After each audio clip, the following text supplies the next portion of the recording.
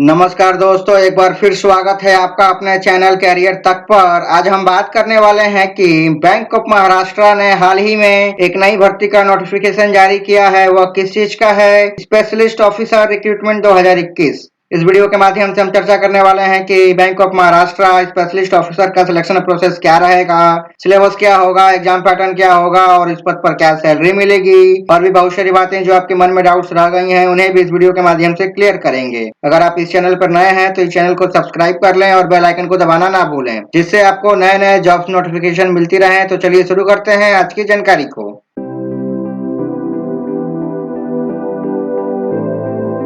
Bank of Maharashtra ने अपनी आधिकारिक वेबसाइट पर स्पेशलिस्ट ऑफिसर के पदों पर भर्ती के लिए एक अधिसूचना जारी की है। इस अधिसूचना के अनुसार इस भर्ती के माध्यम से 190 पदों पर भर्ती की जाएगी।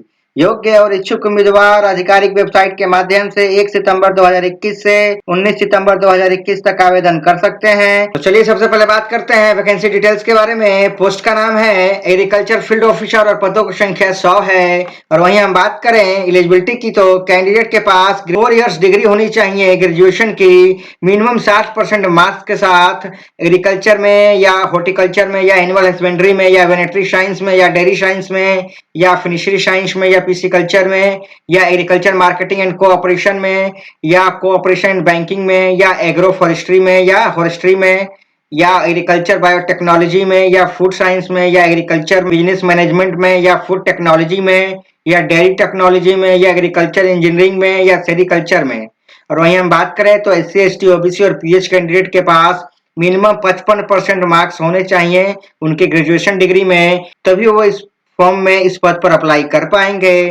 चलिए आगे बात करते हैं नेक्स्ट पोस्ट के बारे में। नेक्स्ट पोस्ट है हमारा सिक्योरिटी ऑफिसर और पदों की संख्या 10 है। वहीं हम एलिजिबिलिटी की बात करें तो कैंडिडेट के पास मिनिमम 5 साल का एक्सपीरियंस होना चाहिए as a officer Indian army में या इंडियन एयरफोर्स में या इंडियन नेवी में, या मिनिमम 5 साल का एक्सपीरियंस होना चाहिए एज ए ऑफिसर या इसके समकक्ष पर पुलिस में या सेंट्रल पैरामिलिट्री फोर्सेस में या सेंट्रल पुलिस ऑर्गेनाइजेशंस में। कैंडिडेट इस पद पर अप्लाई कर पाएंगे।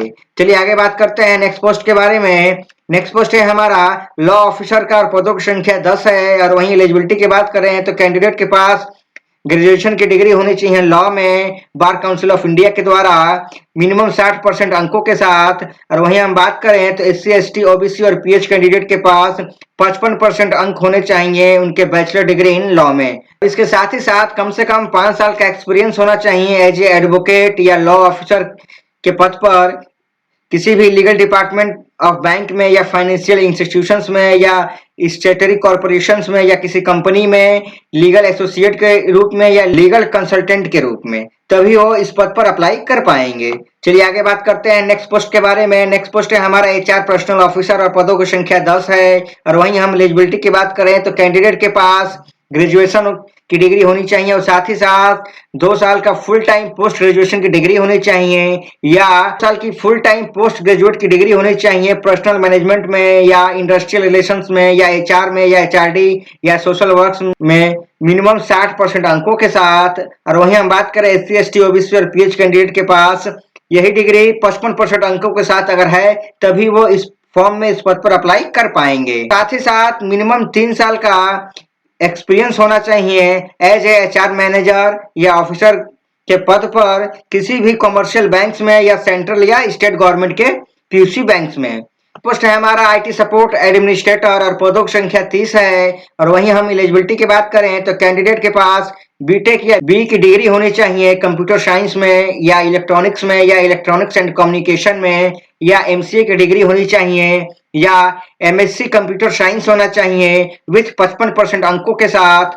और वहीं हम बात करें SC ST OBC और PH कैंडिडेट के पास कम से कम 50% अंक होने चाहिए उनके इस डिग्री में और साथ ही साथ 1 साल का एक्सपीरियंस होना चाहिए IT सपोर्ट्स में। चलिए बात करते हैं नेक्स्ट पोस्ट के बारे में। नेक्स्ट पोस्ट है हमारा DBA database administrator MS SQL Oracle, पदों की संख्या 3 है। और वहीं हम एलिजिबिलिटी की बात करें तो कैंडिडेट के पास BE या BTech की डिग्री होनी चाहिए कंप्यूटर साइंस में, इलेक्ट्रॉनिक्स में, इलेक्ट्रॉनिक्स एंड कम्युनिकेशन में या MCA की डिग्री होनी चाहिए या MSc कंप्यूटर साइंस होना चाहिए मिनिमम 55% अंकों के साथ।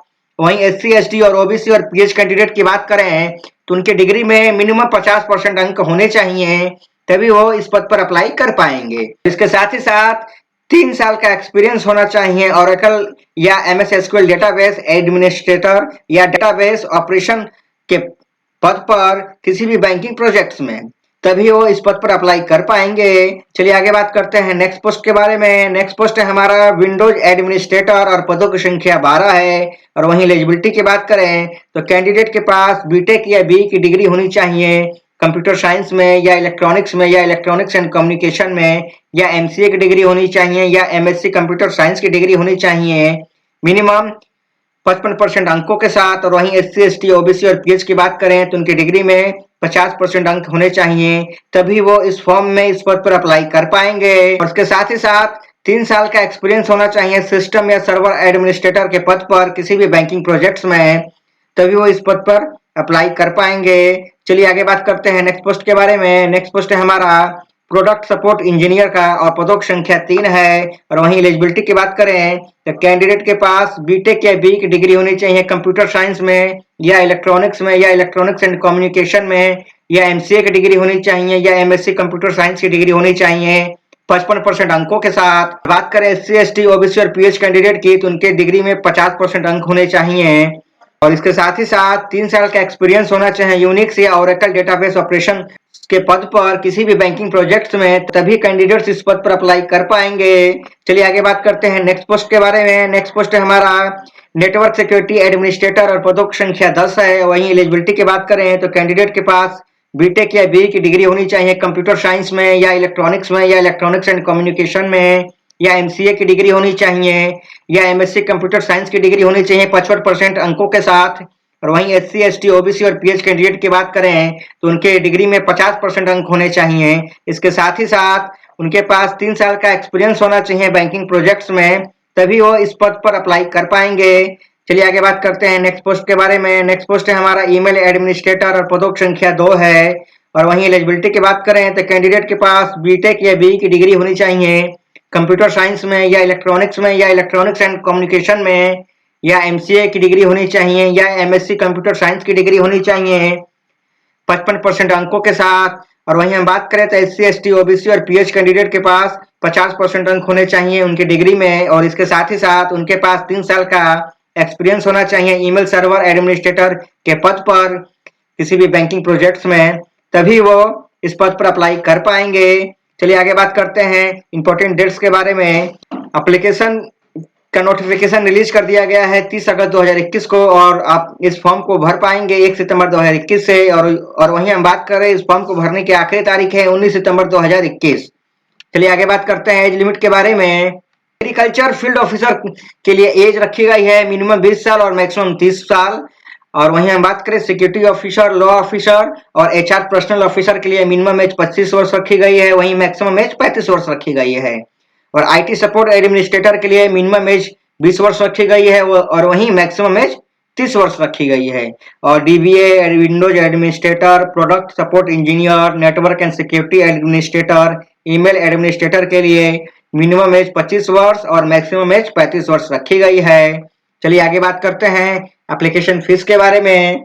तो यूआर, ईडब्ल्यूएस और ओबीसी के कैंडिडेट के लिए 1180 रुपये का शुल्क रखा गया है। वहीं एससी और एसटी कैंडिडेट के लिए 118 रुपये का शुल्क रखा गया है। और वहीं हम बात करें पीडब्ल्यू, बीडी और वोमेन के लिए कोई शुल्क नहीं देना है।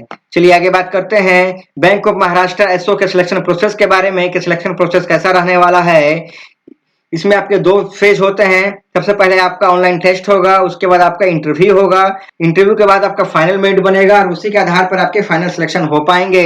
चलिए आगे बात करते हैं बैंक ऑफ महाराष्ट्र एसओ के एग्जाम पैटर्न के बारे में कि एग्जाम पैटर्न कैसा रहने वाला है। इस एग्जाम में आपके 50 प्रश्न पूछे जाएंगे, प्रत्येक सही उत्तर पे आपको 2 अंक मिलेंगे। और बात करें तो इस टेस्ट में आपके ऑब्जेक्टिव टाइप के प्रश्न पूछे जाएंगे और ये एग्जाम आपका ऑनलाइन माध्यम में होगा। पेपर को सॉल्व करने के लिए आपको 1 घंटे का समय मिलेगा और एग्जाम का मीडियम इंग्लिश लैंग्वेज में होगा, यानी एग्जाम को जो पेपर आएगा वो इंग्लिश लैंग्वेज में ही आएगा, हिंदी में नहीं आने वाला है। और वहीं हम बात करें नेगेटिव मार्किंग की, तो इस एग्जाम में किसी भी प्रकार की कोई नेगेटिव मार्किंग नहीं रखी गई है। और एग्जाम पैटर्न को देख लेते हैं। इसमें प्रोफेशनल नॉलेज से 50 प्रश्न पूछे जाएंगे 100 नंबर के, और इसे हल करने के लिए आपको 60 मिनट का समय मिलेगा। चलिए आगे बात करते हैं बैंक ऑफ महाराष्ट्र एसओ के सिलेबस के बारे में। इनमें से आपसे merchant banking and financial services, financial management, government schemes, budget basics and current union budget, international organisation and financial institutions, abbreviations and economic terminologies, Indian financial system, capital market and money market, banking and Indian financial system, basic knowledge of finance, finance commission of India से संबंधित प्रश्न पूछे जाएंगे। चलिए आगे बात करते हैं बैंक ऑफ महाराष्ट्र एसओ के सैलरी के बारे में कि इस पद पे हमें क्या सैलरी मिलेगी। पे स्केल 1 ऑफिसर्स की सैलरी की अगर हम बात करें, इन्हें 36,000 से 63,840 रुपये पर मंथ की सैलरी मिलती है। और वहीं हम बात करें पे स्केल 2 ऑफिसर्स के बारे में, तो इनकी सैलरी 48,170 रुपये से 69,810 रुपये के बीच होती है। और इसके साथ ही साथ इन्हें अदर अलाउंसेस जैसे special allowances, dearness allowances, house rent allowances and city compensatory allowances की सुविधाएं मिलती हैं, जो अपनी आप में बहुत अच्छी सैलरी है। अगर आप योग्यता रखते हैं तो आपको इस फॉर्म को जरूर अप्लाई करना चाहिए। ये तो रही एक छोटी सी जानकारी जिसके माध्यम से हमने जाना कि बैंक ऑफ महाराष्ट्र ने स्पेशलिस्ट ऑफिसर के पदों पर भर्ती के लिए एक अधिसूचना जारी की है। अंतर्गत हमने चर्चा किया कि स्पेशलिस्ट ऑफिसर का सिलेक्शन प्रोसेस क्या रहेगा, सिलेबस क्या होगा, एग्जाम पैटर्न क्या होगा और इस पद पर हमें क्या सैलरी मिलेगी और क्या शैक्षणिक योग्यता है, क्या आवेदन शुल्क है। इन सारी चीजों के बारे में हमने विस्तार पूर्वक चर्चा किया। अगर आपको ये वीडियो अच्छा लगा हो तो वीडियो को लाइक करें, शेयर करें, कमेंट करें और साथ ही साथ इस चैनल को सब्सक्राइब करें।